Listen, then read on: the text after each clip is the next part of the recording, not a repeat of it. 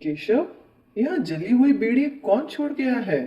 मजदूरिन का छोकरा रमुआ पी रहा था, वही डाल गया होगा। कल आएगा तो उसकी खबर लूंगा। नहीं नहीं, खबर लेने की जरूरत नहीं। जैसे तुम बच्चे हो उसी तरह वह भी एक बच्चा है। फिर झूठी बीड़ी छोड़ जाना कोई ऐसा भारी अपराध भी नहीं। दुख तो इस बात का है कि अभी इस नन्ही सी अवस्था से ही उसके मुंह में यह जहर लग गया। क्या बीड़ी जहर है? हाँ, जहर तो है ही। बीड़ी, सिगरेट, सिगार, चिरुट और हुक्का सभी जहरीली चीजें हैं। ये सब तंबाकू के पत्तों से बनती हैं और तंबाकू के पत्ते में एक प्रकार का जहर होता है जिसे अंग्रेजी में निकोटिन कहते हैं। यह कैसे जहर है? यह ऐसा जहर है कि केवल एक बूंद से ही बड़ी बड़ी बिल्लियों को 1 मिनट में मार डालता है और खरगोश इससे 3 मिनट में मर जाते हैं। मनुष्य के शरीर पर भी इसका बड़ा घातक परिणाम होता है। कई आदमी तो तंबाकू के पत्तों का काढ़ा शरीर भर में लेप करने से ही केवल 3 घंटे के अंदर मर गए हैं। और कितने ही सैनिक युद्ध कार्य से बचने के लिए अपने पेट या बगल में तंबाकू का पत्ता बांधते और जानबूझकर बीमार होते देखे गए हैं। इसी से समझ सकते हो कि तंबाकू कैसी जहरीली चीज है। लेकिन पिताजी, तंबाकू तो बहुत से लोग पीते या खाते हैं, परंतु वे तो बीमार नहीं पड़ते और ना मरते ही हैं। बात यह है कि हर एक जहर की क्रिया उसकी मात्रा और मनुष्य के अभ्यास पर निर्भर रहती है। यदि अधिक मात्रा में एक बार भी सेवन किया जाए तो अवश्य इससे तत्काल मृत्यु हो जाएगी। किंतु थोड़ी थोड़ी मात्रा में अभ्यास बढ़ाकर नित्य सेवन किया जाए तो मृत्यु तो न होगी, परंतु कुछ ऐसी स्थायी खराबियां शरीर या मस्तिष्क के अंदर पैदा हो जाएंगी जिनसे जीवन भर पीछा नहीं छूट सकता। उदाहरण के तौर पर अफीम? भी ले सकते हो। सब जानते हैं कि अफीम एक प्रकार का विष है। बहुत से लोग इसे अधिक मात्रा में खाकर प्राण गंवा चुके हैं, किंतु अफीमची इसे अपनी बंधी हुई मात्रा में रोज ही खाया करते हैं और फिर भी नहीं मरते। हाँ, उसका शरीर अवश्य सूख कर कांटा बन जाता है और उसका मस्तिष्क किसी दूसरी दुनिया में चक्कर लगाया करता है, जिसे इस दुनिया के लोग पीनक कहते हैं। ठीक वही नियम तंबाकू के लिए भी लागू है। तंबाकू भी एक प्रकार का विष है और इसे भी यदि अत्यधिक मात्रा में एक बार भी सेवन किया जाए तो चक्कर, बेहोशी और अंत में मृत्यु तक उपस्थित हो सकती है। किंतु थोड़ी थोड़ी मात्रा में नित्य सेवन करने और अभ्यास बढ़ाने से मृत्यु तो नहीं होती, पर शरीर और मन का स्वास्थ्य सदा के लिए बिगड़ जाता है। तो क्या रोज तंबाकू पीने से शरीर में रोग पैदा हो जाते हैं? हाँ, अवश्य। कुछ रोग तो स्वयं इससे पैदा होते हैं और कुछ दूसरे रोगों के लिए शरीर में रास्ता खुल जाता है। कैसे? देखो, सिगरेट, बीड़ी, सिगार, चिरुट या हुक्का, चाहे जो पिया जाए, सब में केवल जलती हुई तंबाकू का धुआं ही पीना पड़ता है। और यह जहरीला धुआं बारंबार अपने श्वास के साथ खींच खींच कर फेफड़ों में भरना होता है। सबसे पहले तो जहां जहां यह धुआं अंदर की दीवारों से छू जाता है, वहां वहां प्रदाह अर्थात जलन उत्पन्न कर देता है, जिससे गले में पीड़ा, स्वर में भारीपन, सूखी खांसी, हफनी, दमा इत्यादि रोग पैदा हो जाते हैं। साथ ही यह प्रदाह युक्त स्थान उन तमाम छुतहे रोगों के लिए भी रास्ता खोल देते हैं जिनके कीटाणु हवा में नित्य उड़ उड़कर श्वास द्वारा अंदर पहुंचते रहते हैं और उन प्रदाह युक्त स्थानों में अपना अड्डा आसानी से जमा सकते हैं। इस प्रकार के छुतहे रोगों में क्षय का रोग सबसे भयंकर है। मैं समझ गया, तंबाकू बहुत बुरी चीज है। हाँ, परंतु अभी तुमने इसकी केवल थोड़ी सी ही बुराइयां सुनी हैं। इसका सबसे बुरा प्रभाव तो मनुष्य के स्नायु संस्थान पर पड़ता है। स्नायु संस्थान क्या चीज़ है? यह हमारे शरीर में एक प्रकार की अद्भुत तार बरकी है। तुम जानते हो कि जब कोई जरूरी संदेश दूर देश को भेजना होता है, तब उसे चिट्ठी न भेजकर तार से भेजते हैं। इसके लिए बहुत से बिजली के तार हमारे तार घर से दूर दूर के शहरों तक चारों ओर लगे हुए हैं, जिनके द्वारा हर जगह के समाचार हमारे तार घर में नित्य आया जाया करते हैं। ठीक इसी प्रकार के, किंतु इनसे बहुत सूक्ष्म और ऊंचे दर्जे के सजीव तार हमारे संपूर्ण शरीर में बिछे हुए हैं। इनका केंद्र अर्थात मुख्य तार घर हमारा मस्तिष्क है, जो हमारे मन का निवास स्थान भी है। यहीं से शरीर के प्रत्येक स्थान का संदेश इन्हीं सजीव तारों द्वारा बराबर आया जाया करता है, और यहीं से शरीर के संपूर्ण कार्य की व्यवस्था भी की जाती है। उदाहरण के तौर पर, यदि तुम्हारा हाथ किसी जलते हुए कोयले से छू जाए तो तुम झट हाथ को वहां से हटा लेते हो। वह क्यों?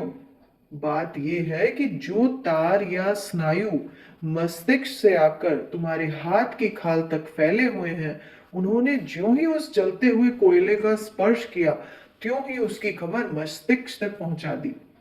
मस्तिष्क ने भी तत्काल उसी हाथ की मांसपेशियों तक जाने वाले तारों से मांसपेशियों की आज्ञा भेजी कि हाथ को वहां से हटा लो। निदान मांसपेशियां संचालित हुई और वह हाथ वहां से हट गया। यह सब कहने में तो बहुत समय लगता है, किंतु मस्तिष्क तक खबर पहुंचने और उसके आज्ञा अनुसार काम होने में क्षण भर का भी समय नहीं लगता। इसी प्रकार हम आंखों से जो कुछ देखते हैं, कानों से जो कुछ भी सुनते हैं, और नाक से जो कुछ सूंघते हैं, जीभ से जो कुछ स्वाद लेते हैं और शरीर से जो कुछ छूते हैं, उन सब का ज्ञान इन्हीं तारों अर्थात स्नायुओं द्वारा हमारे मस्तिष्क तक पहुंचता रहता है। अस्तु, शरीर के एक छोर से दूसरे छोर तक फैले हुए इन्हीं तमाम तारों के समूह को स्नायु संस्थान के नाम से पुकारते हैं, और तारों को स्नायु कहते हैं। हमारी संपूर्ण ज्ञान शक्ति और कार्य शक्ति इन्हीं स्नायुओं पर अवलंबित है। यदि किसी अंग के ये स्नायु काट दिए जाए तो वह अंग हमारे लिए मुर्दा सा हो जाएगा। जैसे यदि हाथ की ओर जाने वाले संपूर्ण स्नायु काट दिए जाए, फिर हाथ चाहे जलकर राख ही क्यों न हो जाए, किंतु हमें न तो उससे पीड़ा होगी और न हम हाथ को आग से ही हटा सकेंगे। यही हाल हमारे सब अंगों का है, चाहे वे बाहरी अंग हो जैसे हाथ, पैर, आंख, नाक, कान, मुंह इत्यादि, और चाहे वे भीतरी अंग हो जैसे हृदय, यकृत, पेट, पलीहा, गुर्दे इत्यादि। सबकी क्रिया और ज्ञान शक्ति अपने अपने स्नायुओं पर ही अवलंबित है। मस्तिष्क को इन सब स्नायु समूहों का मूल स्थान अर्थात जड़ समझना चाहिए। यहाँ जो गुर्दा है वह स्नायुओं का भंडार है, और उसी में हमारे सोचने विचारने की शक्ति, समझने की शक्ति, स्मरण शक्ति, इच्छा शक्ति, कल्पना शक्ति, आविष्कार बुद्धि और सभी प्रकार की बुद्धि तथा निश्चयों का निवास स्थान है। थोड़ी में हम यह कह सकते हैं कि हमारे स्नायुओं में ही हमारा जीवन है, और उनके बिना यह शरीर बस हाड़ मांस का एक ढेर मात्र रह जाएगा। परंतु ये स्नायु होते हैं बड़े सुकुमार और सूक्ष्मग्राही। इन पर हमारे छोटे से छोटे कार्यों और आदतों का भी प्रभाव पड़े बिना नहीं रहता। अतएव स्वस्थ और सुखी जीवन बिताने के लिए इनकी बहुत संभाल करने की जरूरत है। तंबाकू का इन स्नायुओं पर क्या प्रभाव पड़ता है? तंबाकू इन स्नायुओं को कमजोर और कुंठित बना देती है। फेफड़ों में पहुंचकर तंबाकू का जहरीला धुआं पहले सीधे हमारे खून में मिलता है, जिससे हमारा खून शुद्ध और साफ होने के बजाय तंबाकू के जहर से भर उठता है। बाद में यह जहर खून के साथ साथ संपूर्ण शरीर में पहुंचता है, जिससे हर जगह के स्नायु संसाधन प्रभावित होते हैं और हर एक अंग की क्रिया एवं शक्ति पर आघात पहुंचता है।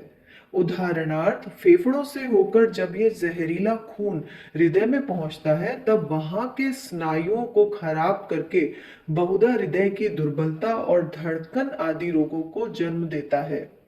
अधिक तंबाकू पीने वालों की यदि नाड़ी देखी जाए तो वह अनियमित रूप से चलती हुई जान पड़ेगी, जो इस बात की प्रत्यक्ष सूचना है कि हृदय का काम ठीक ढंग पर नहीं हो रहा है। इसके बाद वह जहरीला खून शरीर के अन्य भागों में जाता है और वहां भी तरह तरह की खराबियां पैदा करता है। पेट में जाकर पेट के स्नायुओं को बिगाड़ता है, जिससे अजीर्ण और अग्निमांद्य रोग घेर लेते हैं। मस्तक में पहुंचकर मस्तिष्क को कुंठित करता है, जिससे चित्त की एकाग्रता चली जाती है, विचार शक्ति घट जाती है, स्मरण शक्ति लुप्त हो जाती है, सिर चक्कर करता है और नींद कम पड़ती है। कभी कभी अत्यधिक सिगरेट या सिगार पीने वालों को एक प्रकार का नेत्र रोग भी हो जाता है, जिसे डॉक्टरी भाषा में तंबाकू एम्प्लियोपिया कहते हैं। यह रोग तंबाकू पीने वालों की आंखों के मूल स्नायु प्रदाह होने के कारण पैदा होता है और आंख के डॉक्टरों को इसके रोगी बहुधा मिला करते हैं, क्योंकि तंबाकू का प्रचार इन दिनों बेहद बढ़ा हुआ है। इसी प्रकार नाक, कान और जीभ के स्नायु संस्थान भी तंबाकू पीने से कुंठित और खराब हो जाते हैं, जिससे इन स्थानों की ज्ञान शक्ति धीमी पड़ जाती है। अर्थात सिगरेट, बीड़ी या तंबाकू पीने वालों को जीभ से बहुत हल्का स्वाद, नाक से बहुत हल्की गंध और कान से बहुत हल्के शब्द नहीं समझ पड़ते। हाथ और पैर भी इनके उत्तम रीति से काम नहीं करते। इसलिए सुनते हैं कि अमेरिका के दफ्तरों में क्लर्कों की भर्ती के समय प्रत्येक व्यक्ति से पूछा जाता है कि वह तंबाकू तो नहीं पीता, क्योंकि तंबाकू पीने वालों के लेख सुंदर नहीं होते। इसी प्रकार अंतर्राष्ट्रीय दौड़ की प्रतियोगिता में भाग लेने वाले भी प्राय तंबाकू पीने की आदत महीनों पहले से छोड़ रखते हैं। कहाँ तक कहें, थोड़े में यह समझ लो कि शरीर का कोई भी ऐसा भाग नहीं है जो तंबाकू के जहरीले आघात से अछूता बचे। तो फिर लोग तंबाकू पीते क्यों हैं?